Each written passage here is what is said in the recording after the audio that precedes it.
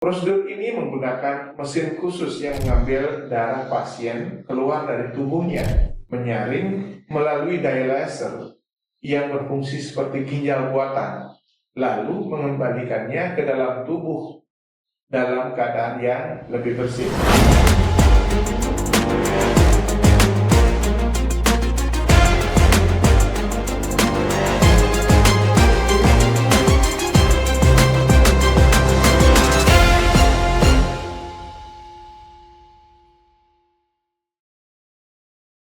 Halo, selamat datang kembali kepada sahabat Biomedical Engineering. Selamat datang kembali di kuliah kita tentang salah satu teknologi terapi pengganti ginjal yang sangat penting dalam dunia kedokteran modern, yaitu hemodialisis. Topik ini tentu relevan bukan hanya untuk mahasiswa kedokteran yang nantinya menangani pasien gagal ginjal misalkan, tetapi juga untuk mahasiswa teknik biomedis ataupun khalayak umum untuk mempelajari desain, keamanan, dan inovasi pada mesin hemodialisis. Hemodialisis itu pada dasarnya adalah suatu prosedur medis yang digunakan untuk menggantikan sebagian fungsi ginjal ketika organ tersebut mengalami kegagalan. Ginjal kita memiliki fungsi vital, mulai dari menyaring racun metabolik, menjaga keseimbangan cairan dan elektrolit, mengatur tekanan darah, hingga memproduksi hormon-hormon penting. Ketika ginjal tidak lagi berfungsi sebagaimana mestinya, racun dan cairan akan menumpuk dalam tubuh. Kondisi ini tentu berbahaya bagi kesehatan manusia. Dalam keadaan seperti ini, hemodialisis hadir sebagai penyelamat. Nah, bagaimana tentang sejarah dari hemodialisis? Nah, perjalanan hemodialisis ini tentu cukup panjang. Mulai di pertengahan abad ke-19, seseorang bernama Thomas Graham memperkenalkan konsep dialisis dengan menggunakan membran semi-permeable untuk memisahkan molekul. Namun, penerapan klinis hemodialisis ini baru benar-benar dilakukan pada awal abad ke-20. Tepatnya, pada tahun 1924, George Haas di Jerman melakukan hemodialisa pertama pada manusia. Meskipun hasilnya masih terbatas, terobosan tersebut kemudian diperbarui di tahun 1920 ketika Wilhelm Koch di Belanda berhasil mengembangkan mesin ginjal buatan pertama yang efektif dan mampu menyelamatkan banyak pasien dengan gagal ginjal akut. Sejak saat itu, teknologi hemodialisis terus berkembang, mulai dari material membran yang lebih biocompatible, sistem pemantauan yang lebih aman, hingga mesin otomatis yang semakin canggih. Saat ini, hemodialisis menjadi terapi rutin yang dijalani oleh jutaan pasien di seluruh dunia. Kemudian bagaimana prinsip kerja dari hemodialisis ini?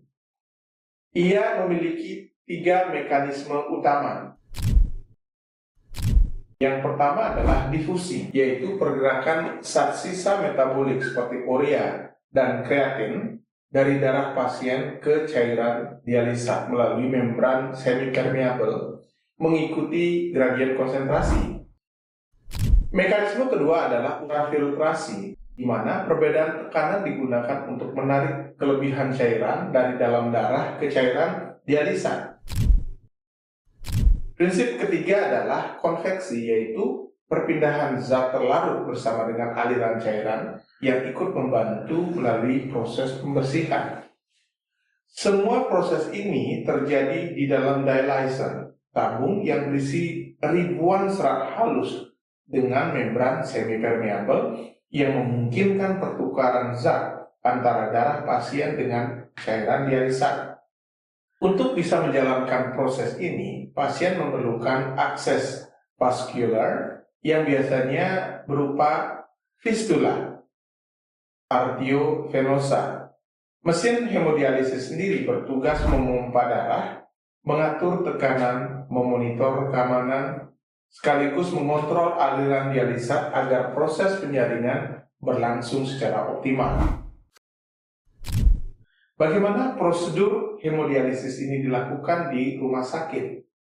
Nah, durasi yang diperlukan sekitar 4 jam per sesi dan dilakukan 2 hingga 3 kali per minggu. Pasien yang datang biasanya terlebih dahulu diperiksa kondisi vitalnya, termasuk tekanan darah, denyut jantung, berat badan, dan status cairan tubuh. Selain itu, jarum dimasukkan ke dalam akses vaskular, darah pasien dialirkan keluar menuju mesin, lalu melewati dialyzer sebelum akhirnya dikembalikan ke tubuh. Selama proses berlangsung, tim medis akan terus memantau kondisi pasien agar tetap stabil. Setelah selesai, jarum dilepas, akses vaskular ditutup, dan pasien dapat kembali beraktivitas secara normal. Beberapa pasien mungkin merasa lelah, mengalami kram otot misalkan, atau tekanan darahnya menurun setelah prosedur, tetapi kondisi ini biasanya dapat ditangani dengan baik. Meskipun hemodialisis ini sangat bermanfaat, aspek keselamatan harus tetap diperhatikan. Karena adanya proses langsung ke pembuluh darah, risiko infeksi tentu cukup tinggi, sehingga kebersihan dan sterilisasi mutlak dijaga. Nah, penarikan cairan yang terlalu banyak dapat menyebabkan tekanan darah turun secara drastis, atau yang dikenal sebagai hipotensi intradialisis.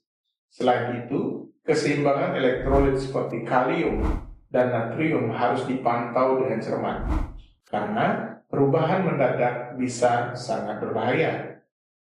Pasien yang menjalani hemodialisis dalam jangka panjang juga berisiko mengalami komplikasi lain seperti anemia, gangguan tulang, hingga masalah kardiovaskular. Untungnya, mesin hemodialisis modern sudah dilengkapi dengan berbagai sistem keamanan otomatis untuk mendeteksi kebocoran darah, adanya udara dalam sirkuit misalkan, maupun perubahan tekanan yang tidak normal. Nah, itulah sebagian tentang prinsip kerja dari hemodialisis yang telah menyelamatkan ribuan atau bahkan jutaan nyawa pasien yang gagal ginjal. Terima kasih sudah menyaksikan bahasan ini. Pada bahasan lain kita akan membahas hal-hal yang terkait dengan modalitas biomedikal lainnya yang kalian sering temui bahkan di rumah sakit maupun di tempat-tempat klinik secara umum. Jangan lupa sekali lagi untuk share, like, dan subscribe. Silahkan tulis topik apa yang ingin kalian ketahui. Terima kasih. Salam Biomedical Engineering.